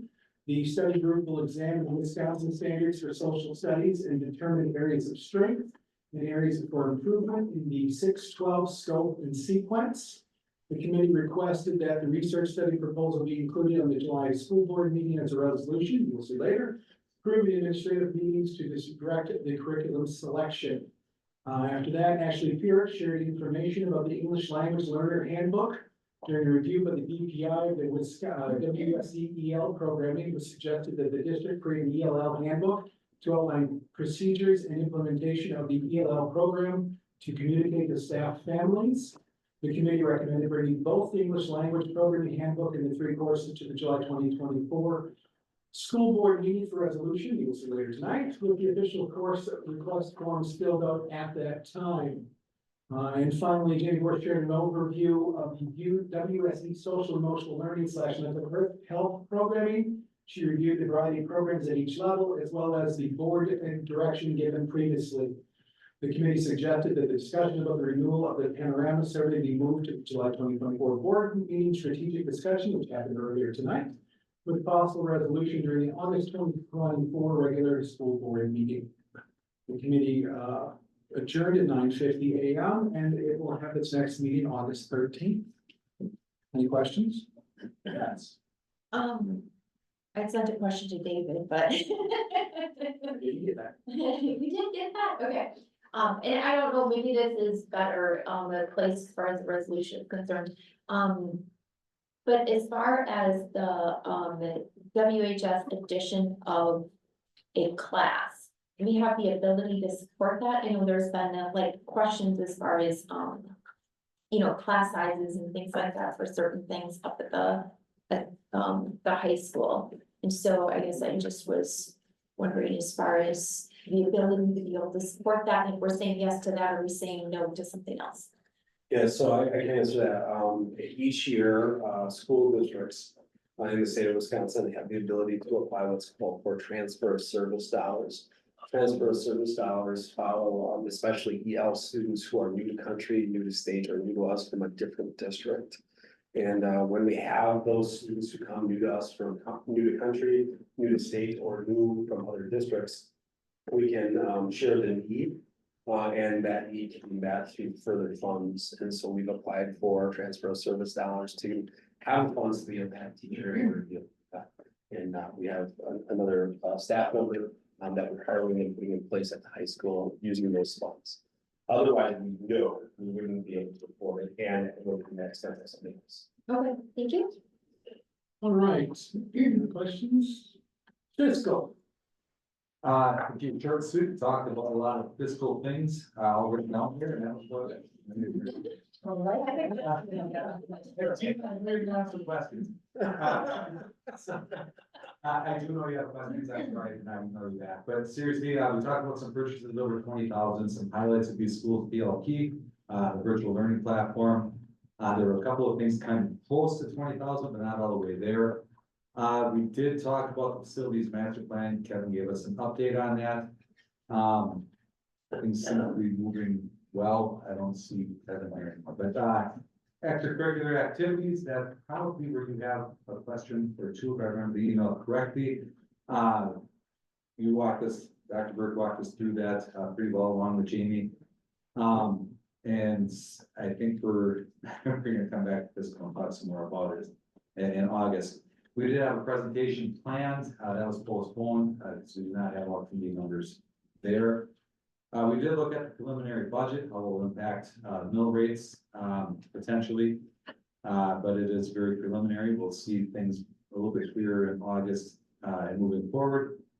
We looked at the planning calendar. Dr. Burke recommended a few extra things be added, like updating the purchasing threshold, things like that for the calendar to discuss. And we adjourned at 7:36. Questions? Those are more or less specific for you, so. Oh, That's- you that's have fine. nothing for everybody, and I'll look at. No, I mean, it'll, yeah, I mean, not that there's a secret or anything like that, but kind of more of like reflective to probably pass to the next meeting that you have. Excellent, all right. Well, while we're there, HR. Hey, that's me. All right, probably we had, the two items that probably took up the majority of our meeting. Number one, the employee satisfaction survey results. We so appreciate all of the staff that took the time and the principals that allowed them the time, or however it all worked together, that they took the time, because we really do value their feedback. And so that the full presentation was in the HR, minutes, action items related to that consent agenda, very tiny. But you will see that as a resolution tonight. The support staff salary review project, oh, you're gonna wanna go back to the, HR committee to be able to read that. Margaret has done a fantastic job being able to put something specific together as far as the rollout for that is concerned, and that came out of, request for proposal, all those kinds of things. We brought that full circle. We have got, we did go into closed session, to discuss, you will see the resolution E. As far as the educator compensation model consulting services, that is a resolution because we do need to, take a look at our, certified staff. I think that I'm speaking that correctly. To be able to take a look at that compensation plan there. Our action items, the administration will identify 2 to 3 themes, one of them being student behaviors and action plans from the survey to present at the August HR meeting. At number 2, the administration will present preliminary exit data and turnover data and transfer data at that meeting as well. Let's see, we're going to be sent information about the rounding schedule. There was a question brought up as far as, has the board previously done listening sessions either for staff and the community? So that's something that we're going to be exploring as far as how does that, work together with everything that we are trying to do here. And then we have the resolution up for tonight. Awesome. Thank you much. Questions? Planning. One of the things on there is the subcommittee. We have a subcommittee need to develop a board development plan. And that I'll talk about a little bit when we get to the planning committee notes. But the planning committee notes didn't get onto this. I didn't see it there unless we refreshed. I don't see that they're on there. The planning committee was moved to a much later date because of the strategic planning work group. And so we met, right, but not the regular, right, and so I didn't recognize that because I just switched over to Google. And all of my email is going to trash, but I didn't realize that till about 6 o'clock this morning. So we're gonna have a couple of hiccups along the way, and this is one of those hiccups, so. I'll just kind of share with you, I was gonna give the 30-second version and commit to that, but there's no way, being that you've not all read this, but the good news is that 7 of 9 of you were there, so I don't need to read it verbatim. Super big highlights, Tina's working on the board retreat, we'll have more information coming forth. The Greater Watertown Area Health Foundation is going to help with that again this year, so more information will come at our next meeting. Board evaluation is something that, the board evaluation and self-evaluation is part of board policy. It is something that we are developing, throughout the course of this year. So Tina and Dan are working on that, and those we will see either sometime in the next week, just as a trial run, or at the end of our August meeting. As referenced a little bit ago, there is a board development plan, kind of like a teacher professional development plan. We as a board have things that we can learn and grow from as well, and anyone in the education world, if you try to shoot from the hip all the time, it's not always efficient nor effective. And so by having a plan and bringing in some outside sources, hopefully we will be more efficient and more effective in a lot of different areas. Another area that we talked about was onboarding and mentoring new members, and just like has been experienced throughout the district, we have noticed that we are lacking in structure and procedures and things like that. And I'm a very linear and sequential kind of person. And so putting together onboarding document, because we didn't have anything like that, who's talking about what to whom and where, excuse me, kind of working through that, as well as mentorship. I'm not gonna read it to you, it's just an area that we talked about. The superintendent evaluation. That is something that, as I am the point person to that, we are needing to fill some holes and gaps in the DAPES process. We should be at DAPES 2.0, we're at the very early stages of DAPES 1.0, a lot of learning and growing, and I'm spending about 2 to 3 hours a day on it right now, just because there's so much to do, and if we have to give direction, it's not something that we can wait to say, okay, I think we need to do this. There's videos, there's things out there, is this the best way to go? And I need to be able to make a recommendation to the committee, is this where we wanna go from there? And so just have that background information there. We also talked about the referendum, the strategic plan, Jared and Jason shared some good information on that. There will be a draft coming. Read your notes specifically, because this is the very shortened version. This is the longest version, but it's the longest meeting I think we've had, and Jason informed us that we will be changing the data meeting process, so no more individualized data meetings. We're gonna incorporate those into board meetings. Adjourned at 7:48, long meeting. Thanks, everybody, for being here. Questions? All right, policy. All right. We had a very popular meeting. We happen to have, all 4 committee members present, including, others present, superintendent, Fred Yant, board member, Sam, Diana, as well as Margaret and Scott Brown from Neola. Scott Brown, basically did a Neola check-in. He met with us virtually, and, basically, also indicated that, the goal is to try to get through the policies within 2 years. The committee will need to work through about 30 to 35 policies per month. To stay on pace with that, which is a daunting task, so we're gonna need some help with that. Scott Brown also, walked us through a little discussion about Title IX policy that's coming forward. Due to the injunction out of Kansas, the district legal counsel recommended that the district hold off on work on that policy until that court case is settled. We worked also through, 2 groups of the 3,000 and 4,000 series of Neola policy, some of which are going to be, for first read tonight. There was some discussion about, some various changes that would be made, to some of those policies. For instance, policy 3240, staff gifts.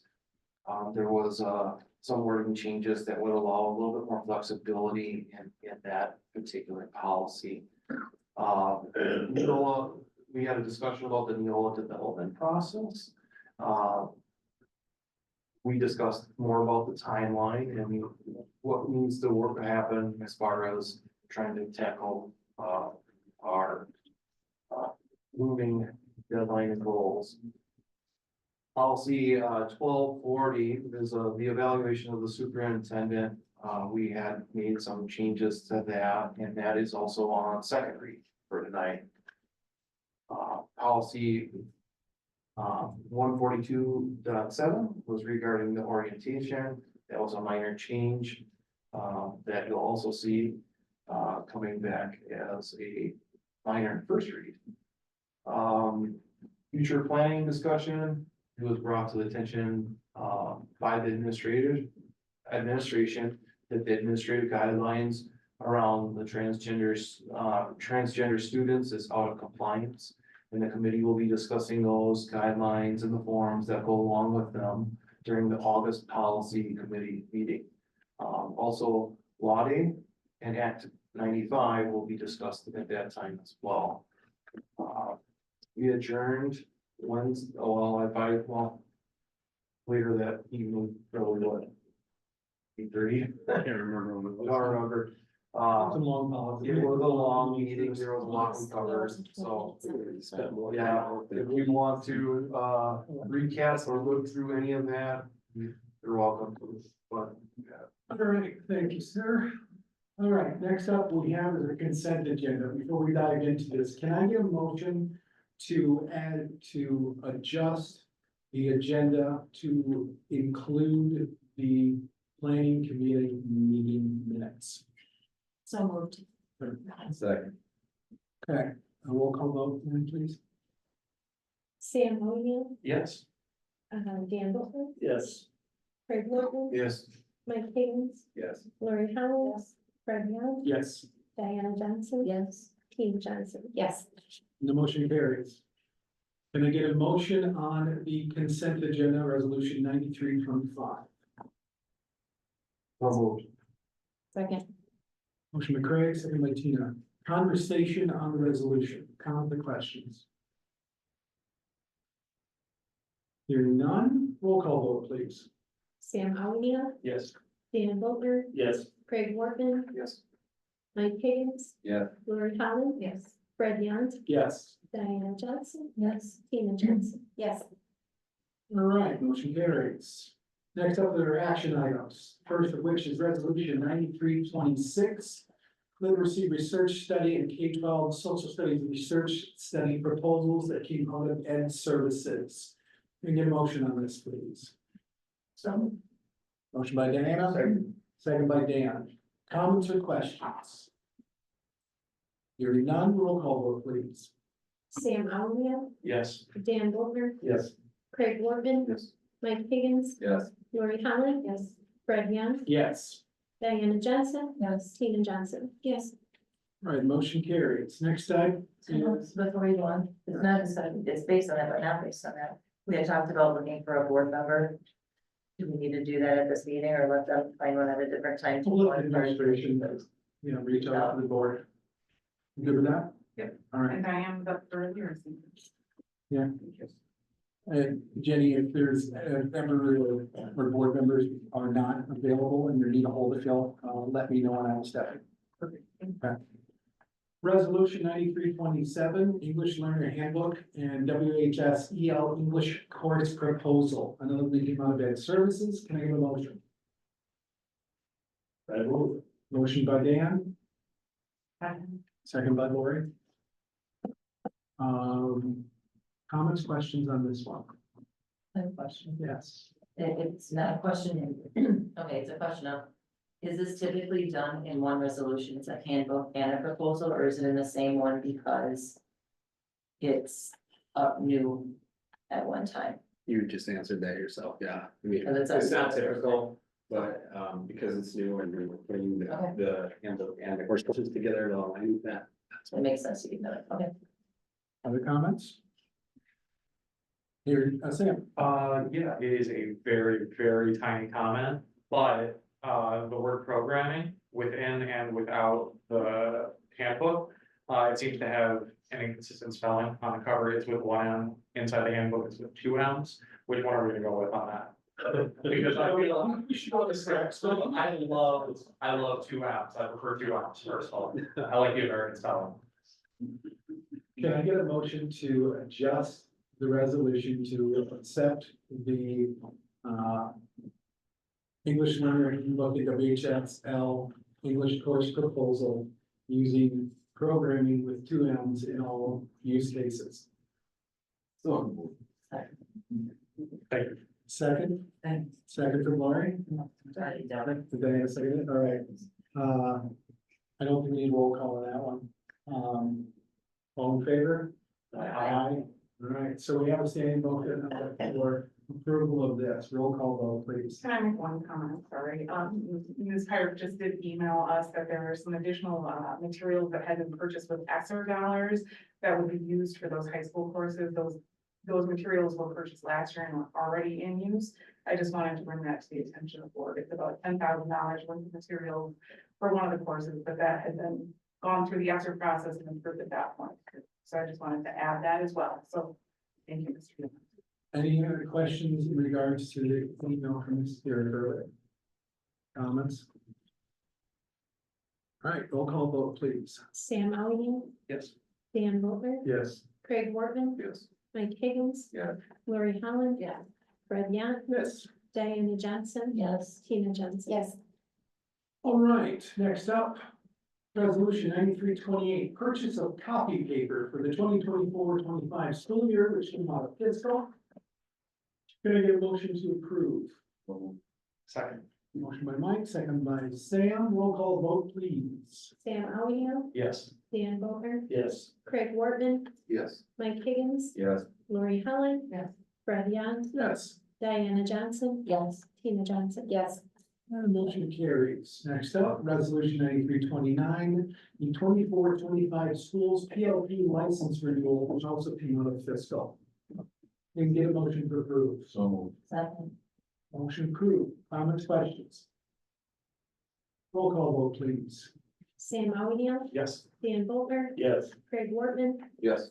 Mike Higgins. Yes. Lori Holland, Yes. Fred Yant, Yes. Diana Johnson, Yes. Tina Johnson. Yes. Last one on our action items tonight, resolution 9330, educator compensation model consulting services, which came out of the HR committee.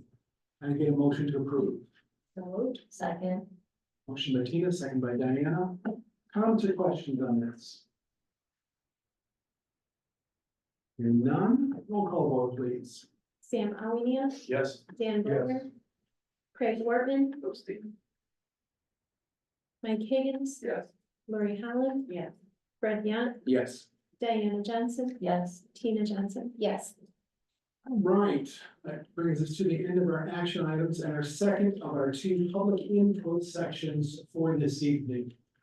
As we mentioned before, if anyone has a comment, please come to the podium and put your name down in writing. As again, that really helps out Lynn. 3 minutes. I don't want to gavel anyone, so please feel free to come up and speak. Hi, I'm Chad Bailey. I live at 804 Linda Lane. There's been a lot of recent discourse at the national, state, and local level lately about the DEI initiative and the role it should or shouldn't play in our public education system. The words diversity, equity, inclusion obviously can indeed represent positive concepts. I think we all recognize that. Unfortunately, DEI is an ideology, which in practice results in outcomes directly opposed to the true meaning of these words. Number one, it teaches students that they are inherently biased or oppressed based on their race, that you're a blind robot of your genes, when we know that all behaviors are an interaction between genes and our environment. Number two, it awards opportunities or favor based on skin color, gender identity, and other social classifications rather than merit and achievement, which by definition is racist and exclusionary, not inclusive.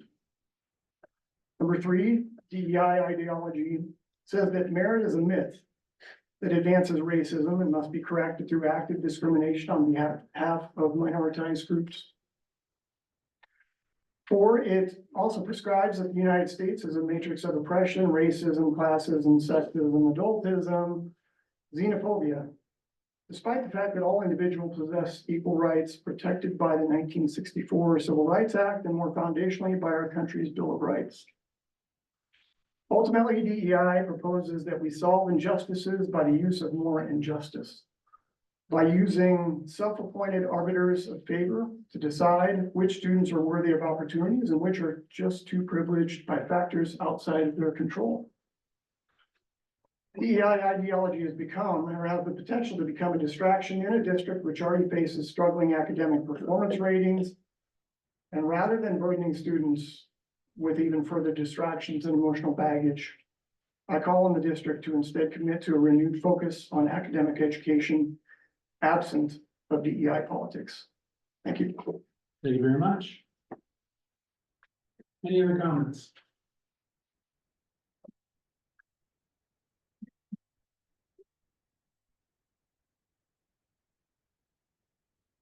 My name is Joy Marcella, Thank you. and I live at 119 North Washington Street in Watertown. I came with a list. I just wanted to quickly say that I agree with what he just said and what Linda was saying about the DEI. I've been at the strategic planning meetings, and for the most part, they've been very good. They've been eye-opening. I've enjoyed getting to talking with some of the teachers. They've been really good about answering some questions that I have. But something I learned is that we can be saying the same words, but we have very different meanings. So whatever way we go, we need to make sure that we do have definitions for what we mean. I think all of us as parents and people in the community, we love our schools. We want our schools to flourish. We want the kids to feel safe. We want the kids to have everything they need, all the tools they need to succeed in their lives and move on into the community. But we need to come to some place where the politics and the things that are becoming more divisive are left out, and that we can have some true, true words and true conversations about how we can both interact, because there's a big division going on in Watertown and going on in this community and in this country. And I think the strategic planning has helped in some of that. I think I've had some opportunities to listen to people and they've listened to me, which I appreciate. But I do want to say that I am concerned with the exits survey that was done. I think that really needs to be gone over and it needs to be scrapped, and whatever comes out of that, I don't think they need to use that. There's a lot of, if they took pictures of all the stickers that went on, everybody is wanting our kids to get educated and to be productive members of society. We want parents to become more involved, and we want parents to continue to have the say in their children's lives. Communication between the schools and the parents was very important and high on a lot of the boards that were done. And that goes to the Panorama survey. I have the same concerns that a lot of, that several of the board members said as a parent. What is being asked of my child, who is reading that, how are they being, who has the ability to look at that and to know what is going on in our kid's life? Can we opt out? How do we get the questions? All these things that come back to what is being said at strategic planning. And I don't think that Panorama survey goes along with what the community wants. So please take that in consideration. And I think that's it. Thank you. Thank you very much.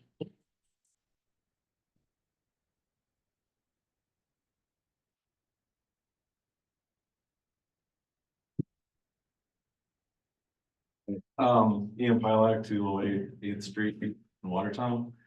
Couple of things. Emily Lesnar is great. She was hanging out at the park with her students tonight, discussing the book that she assigned to them to read over the summer. So that's why she's playing hooky from this meeting. So knock her out, because she has been an excellent administrator. I have participated in the strategic planning meetings. I think they've been productive, and they've been interesting. I think they've been well run. And it's interesting to see a lot of different perspectives. I appreciate that they're taking our community feedback. I am not sure some of the things that have been said about the exit surveys. I'm not sure what that's about. But for what it's worth, I found it valuable. As far as the Panorama surveys, I was just sitting there looking through them as I was listening to you guys, and for the next Ed Services meeting, I would really appreciate if I'm able to listen in.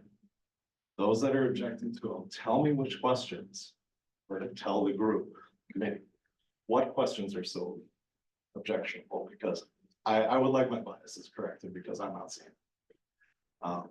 So to help assess that, because I listened to the last meeting. I found that the answers that Jared and whoever else was presenting, I was on the phone, so I couldn't see. I found them clear, I found them understandable. I don't have any objection to this, what was presented there. So I'm not sure where all this is coming from. I would like more information as to what the objections are, because again, I could be biased, certain I am biased, but I'm not seeing it. That's all I have to say. Thank you very much. Any other comments? All right, one more. Hi, my name is Amanda Prairie Gallus. I live at 400 South Washington Street.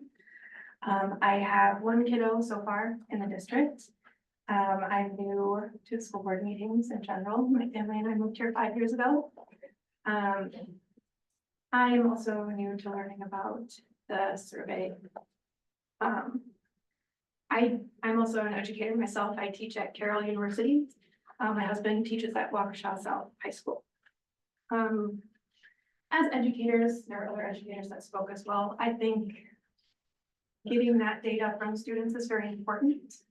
Some students may not have a family life where they are comfortable sharing certain things, and a survey is one avenue to do that.